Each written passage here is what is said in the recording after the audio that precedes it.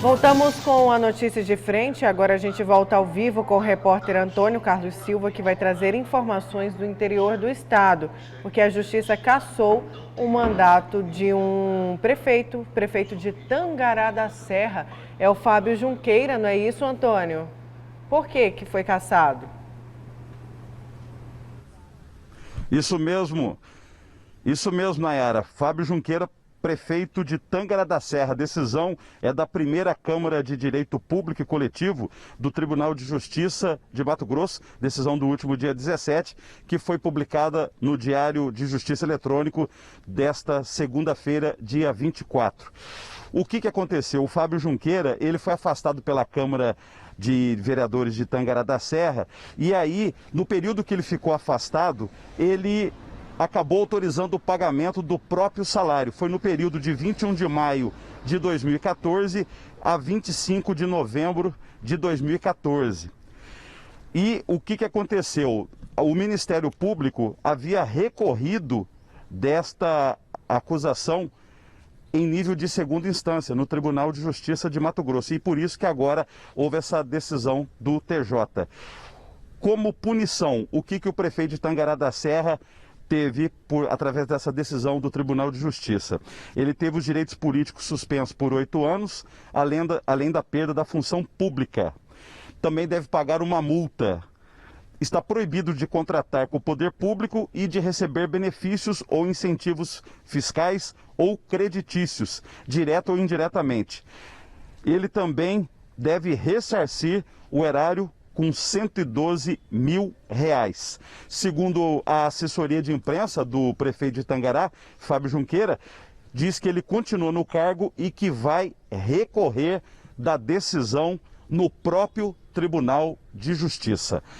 Edivaldo, Nayara e Antero, e é você que acompanha a notícia de frente, agora há pouco na outra participação eu comentei que o conselheiro afastado do Tribunal de Contas foi preso em junho deste ano ao tentar se desfazer de folhas de um talão de cheque, descendo as escadas do prédio da Superintendência da Polícia Federal. Foi o prédio onde o conselheiro afastado mora. Só fazendo essa correção da outra participação ao vivo aqui na notícia de frente. A você e a quem acompanha aí a notícia de frente, um bom dia. Obrigada, Antônio, pelas suas informações. Um ótimo dia para você, para a sua equipe. Bom trabalho. Bom, olha, só explicando aqui o seguinte, ele foi condenado por improbidade de um ato de 2014. 2014 não é este mandato, por isso que ele continua no cargo. Então ele vai, terminado este mandato, ele fica 8 anos inelegível.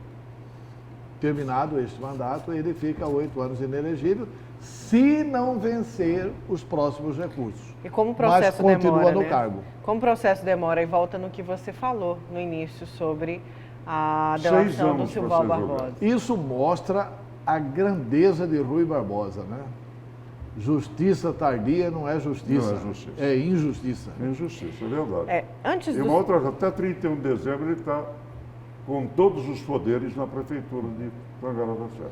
Antes do seu destaque, Edivaldo, eu queria destacar aqui, falando de eleições 2020, uma entrevista ao Olhar Direto do Júlio Campos, que diz que o grupo não vai recuar ao apoio a Nilson Leitão. Não tem marcha ré nesse carro.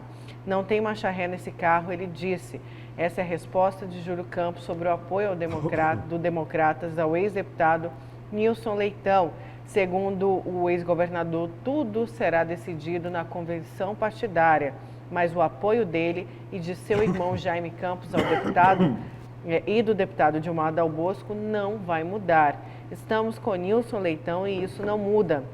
O senador Jaime Campos já disse, e eu repito, não tem marcha ré nesse carro, a ré está quebrada. O PSDB foi o único que condicionou uma suplência e com isso vamos dar apoio ao candidato Nilson Leitão, disse Júlio ao Olhar Direto. Mas ele está dizendo o seguinte, que é o grupo dele que vai dar, né? Porque se o DEM não autorizar o Júlio Campos lá de suplente, ele não será suplente do Nilson Leitão. E é uma outra notícia, Antero, eu gostaria até da sua opinião, que o DEM também articula a vice-prefeitura em Cuiabá. Já tem até um nome que é do assessor direto, é fiel escudeiro de Jaime Campos, que é o Leonardo Dion. que pode ser candidato a vice, e está articulando. E está em rede social também. Edivaldo, esse pessoal não tem maioria no diretório do DEM. Mas não, eu estou dizendo, é mais uma notícia. Júlio e Jaime. Não tem. É mais uma notícia onde o DEM está a reboque na política municipal e estadual. O meu querido... Não, quem vai indicar aqui vai ser Mauro Mendes. Mauro Mendes vai indicar o candidato aqui em Cuiabá. Ou vai ser Fábio Garcia, ou vai ser Marcelo Bucic. Não tem essa. Os campos podem apoiar o Emanuel Pinheiro, ótimo. Entendeu? Eles podem apoiar o Emanuel Pinheiro, eles defendem Emanuel Pinheiro. Tudo bem. É um direito que eles têm como cidadãos de apoiarem o Emanuel Pinheiro. E eles estão fazendo um parigato para tentar expulsar o Mauro Mendes do DEM. Não sei se o Mauro Mendes vai aceitar, vai sair, ou se vai lutar pelo comando do partido. Se o Júlio Campos for derrotado na convenção, que pode acontecer, será o primeiro sinal do enfrentamento, né? Do enfrentamento do Mauro com os Campos. O esfacelamento, né? Eu acho que... Aí seria o esfacelamento. Eu acho que já espatifou. Contrate o melhor artista plástico do Brasil, o melhor artista do Brasil, ele não vai conseguir juntar os cacos do DEM. O DEM já está espatifado. Ainda mais agora com essa notícia. Valdir Teis aposenta, Botelho, que é um conciliador, vai para o tribunal, fica proibido de fazer política, e aí é mais um debacle para o DEM. Mais uma perda. Mais uma perda. Mais uma perda de uma cabeça pensante e ponderada, né? E conciliador, né? Ponderada, é um conciliador, né? Júlio Campos voltou a ser o Júlio jovem, né? Voltou a ser com todo gás. Com todo vigor, com todo vigor. Edivaldo Ribeiro. Só para complementar aquela notícia da reinfecção, Sim. Bélgica e Holanda, que estão registrando casos de reinfecção da Covid-19. Pelo menos é um anúncio da TV pública daquela região. Edivaldo, Então, seu destaque. todo cuidado é pouco. Todo cuidado é pouco. Eu vou falar um pouco sobre este auxílio emergencial que o governo pagou R$600 até um dia desse. Para muitos pode ser um absurdo, mas como pagar R$600? Tem pessoas que não têm direito. Não, ninguém foi pago sem direito. Pode ter sido pago até com uma fraude, mas comprovado que tinha direito. Esses vão pagar agora na justiça, vão devolver e vão pagar agora na justiça. Agora, quem precisa, quem está desempregado, essa pandemia desempregou centenas de milhares de pessoas pelo Brasil afora. Aqui não foi diferente. R$600 que foram pagos, os R$600 que foram pagos, ajudou e ajuda em muito quem não tem nenhum. E está uma briga agora da sequência até o final do ano do pagamento desse auxílio emergencial. O presidente acha que tem que ser R$300, metade dos 600 já dá uma cesta básica, pelo menos de fome o cidadão não vai morrer. E o enérgico Paulo Guedes brigou, ou pelo menos é um jogo de cena, numa discussão com o presidente Bolsonaro ontem. Ele quer R$270. Ora, R$30 nesse mundão, nesse mutirão, nesse contingente de milhões de pessoas, representa muito. Mas R$30 para quem não tem nada, para quem não tem emprego, para quem não tem renda, representa muito, faz uma diferença incrível. Eu acho que o Senado e a Câmara, o Congresso vai ter que aprovar. Muitos são a favor de que continue os R$600, que aliviou muita gente nesse período de pandemia. Eu gostaria que fosse os 600. Gostaria que fosse 600, contrariando a tese tanto do Guedes como do presidente da República.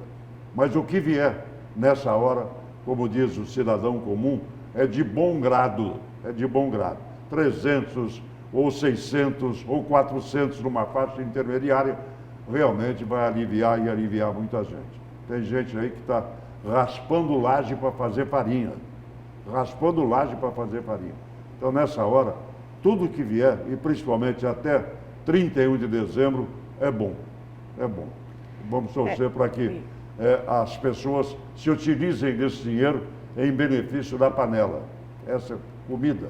Essa que é a grande realidade da coisa. Pois é, e auxílio salvou muita gente, né? Muita gente vai salvar. Com 300 ou 600 vai continuar salvando. Muitas famílias, pena que sempre tem aqueles que não precisam e acabaram usando esse dinheiro, né, de forma indevida, recebendo esse dinheiro, mas que salvou muita gente que precisava, Nossa que não Senhora, sabia o que ia fazer. Só uma informação aqui científica.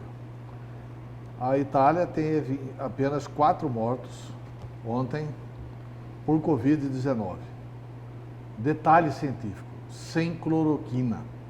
Na Itália é proibido receitar cloroquina ou hidroxicloroquina. Mas na época da pandemia bem pesada, a Itália também perdeu muita gente, Antero. Ficou no nível que estava, lógico que o Brasil é o segundo país, né? Mais dos 115 mas perdeu mil, muita gente. Segundo o Bolsonaro, os mais de 115 mil bundões que morreram, né? Porque quem tem Covid e padece é bundão, segundo o presidente da República. Esses mais de 115 mil bundões que morreram no Brasil, muitos deles também morreram porque tomaram hidroxicloroquina, né? Muitos tomaram. Muitos tomaram e tiveram problema de infarto, etc. e tal. Olha, a gente falou ainda há pouco, deixa eu só dar uma informação aqui, o vice-prefeito da cidade de Poxoréu morreu de infarto nessa madrugada e a partir das 8 ele vai ser velado na Câmara Municipal da cidade, é o Marlon César Silva Moraes, o vice-prefeito então da cidade de Poxoréu. A gente falava do Júlio e do Jaime Campos, eu quero falar também do prefeito Emanuel Pinheiro, está no GD, no portal Gazeta Digital, a matéria do Pablo Rodrigo. O prefeito de Cuiabá, Emanuel Pinheiro, solicitou à direção do MDB sua liberação para não apoiar nenhum candidato à eleição suplementar ao Senado. Segundo Emanuel, o pedido foi acatado pelo presidente do partido, o deputado federal Carlos Bezerra. Ele disse ao GD, o prefeito Emanuel Pinheiro, conversei com o presidente Bezerra e ele entendeu que eu não posso apoiar ninguém, até manter o nosso grupo unido em Cuiabá. O prefeito alega que não pode colocar a sua gestão e Cuiabá no meio dessa disputa, já que o seu grupo de apoio possui mais de 10 partidos. É uma eleição inédita e importante, mas não posso expor Cuiabá no meio disso. 3 ou 4 partidos do meu grupo político terão candidatura própria ao Senado. Então decidi não apoiar ninguém e liberar os aliados, disse Emanuel. Um alívio, hein? Para os candidatos ao Senado. Arre, que alegria, hein? Agora o PMDB... Ninguém vai ter o peso de carregar isso aí, né? Agora o MDB não ter candidato ao Senado também. Pois é. Diz para mim, né? Um partido desse... Mas, Edivaldo... Mas que vive a reboque dos demais. Às vezes é mais negócio, né? É claro que é negócio. É mais negócio não candidatar. Às vezes é um negocião não candidatar. Infelizmente o MDB é velho de guerra, o PMDB é velho de guerra. O apoio poderia ter sido ao Júlio, quando ele ainda era um pré-candidato, né? Ele que queria ser candidato. Não, ele falava disso, né? Os irmãos Campos, que poderia ter essa troca aí. Time que não entra em campo não tem torcida, certo? O MDB faz tempo que está sem disputar a eleição majoritária em Mato Grosso. Poderia ser? Mais cômodo para ele, né? O nome do mais MDB. cômodo para ele. Não sei. Fica como satélite do poder, com domínio e dando palpite.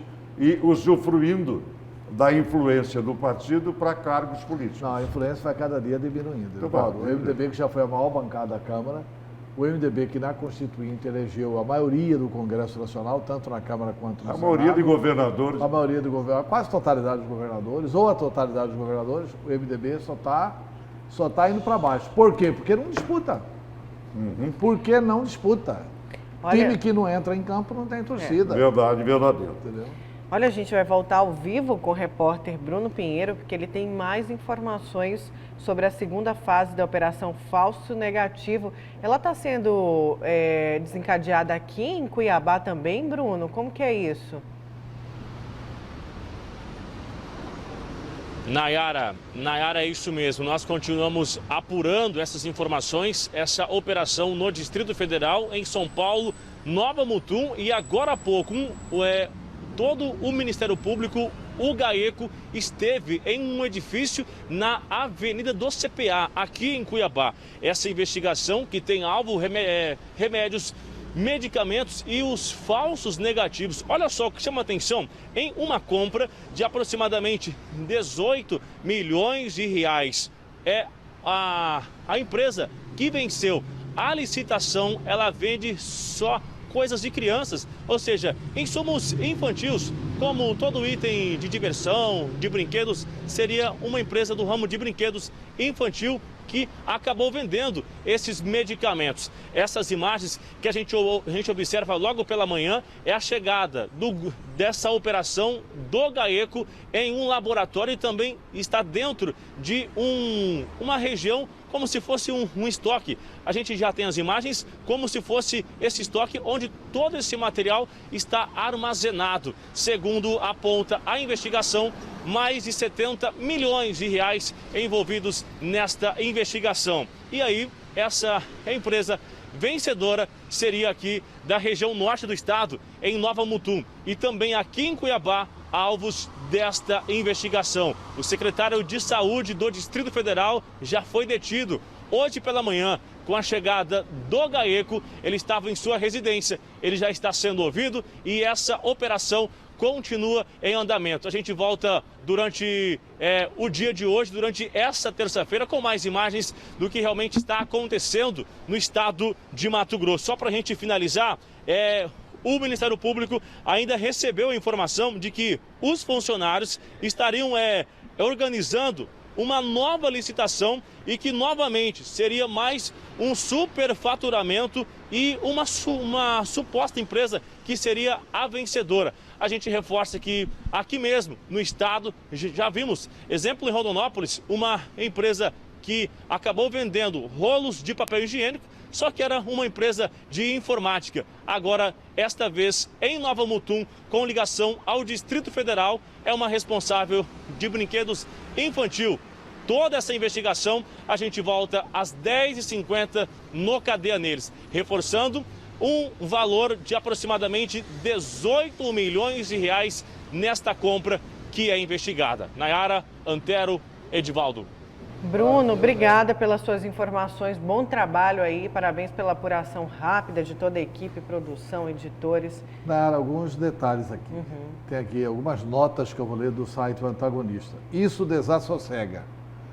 Na semana passada, o secretário de Saúde do Distrito Federal, esse que está preso, Francisco Araújo, ajeitou a contagem de mortes por Covid, incluindo apenas os óbitos registrados nas últimas 24 horas. Quer dizer, ele está ajeitando lá a contagem. Aí tem uma outra nota: excesso de óbitos no DF e excesso de fraudes. O mapa do Distrito Federal é um dos piores do Brasil. O epidemiologista Otávio Ranzani publicou ontem no Twitter: entre muitas coisas que passam pela minha cabeça sobre as barbaridades colocadas hoje em Brasília contra a Covid, é que o DF acelera em casos. São mais de 130 mil. E excesso de óbitos. Também está uma subida de chorar. Claro, o cara é ladrão, está roubando o dinheiro da saúde e a população sofrendo lá no Distrito Federal. Né? O difícil de aceitar, Antero, é que conscientemente se adquire, através de licitação, fraudado ou não, superfaturado ou não, testes que não levam a lugar nenhum. Testes superfaturado, porque eles recebem dinheiro de volta. Uma vez já vi, superfaturado, e o teste, fala um português bem claro aqui, o teste é fajuto, o teste não testa coisa nenhuma.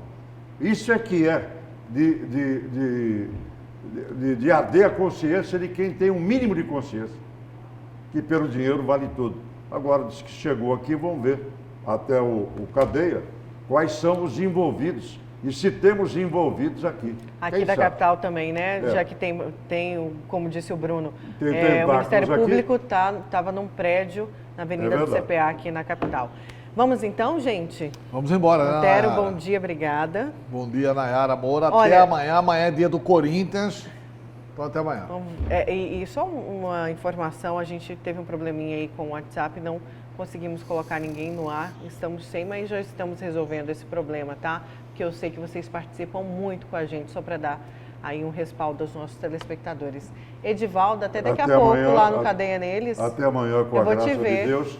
Daqui a pouco, 10 para as 11, a gente se encontra no Cadeia. E Poxoréu está de luto, né? Pois é. E aqui nós temos vários representantes de Poxoréu, inclusive a nossa produtora Verônica.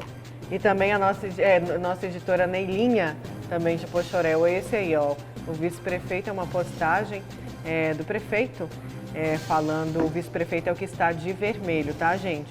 Ele, o Marlon César, ele que acabou morrendo depois de um infarto fulminante nesta madrugada. Vai ser velado lá na Câmara de Poxoréu. Obrigada, gente. A gente volta amanhã. Você fica agora com Fala Brasil. Tchau.